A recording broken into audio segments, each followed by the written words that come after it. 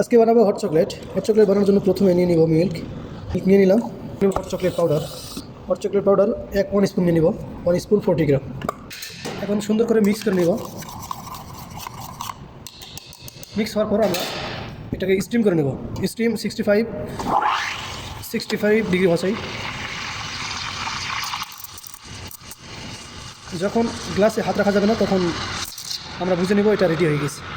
So এইভাবে hot chocolate বানানো হয়। সো দেখতে থাকেন কীভাবে হট চকলেট বানানো হয়। সো এখন হাত রাখা যাচ্ছে না, প্রচুর গরম, মিনি হয়ে গেছে। এরপর আমরা এটাকে ধুয়ে নিব। এখন আমরা আর্ট করার জন্য কাপ নিয়ে নিলাম।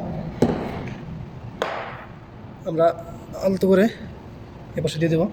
এখন আমরা আর্ট করার জন্য আগে করে এখানে চকলেট পাউডার দিয়ে দেবো।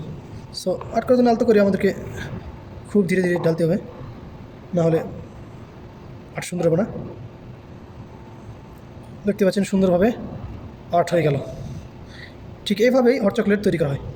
যারা হট চকলেট পছন্দ করেন তাদের জন্য আমার এই রেসিপি। যদি ভালো লাগে একটি করে লাইক এবং কমেন্ট করে জানাবেন। Thank you.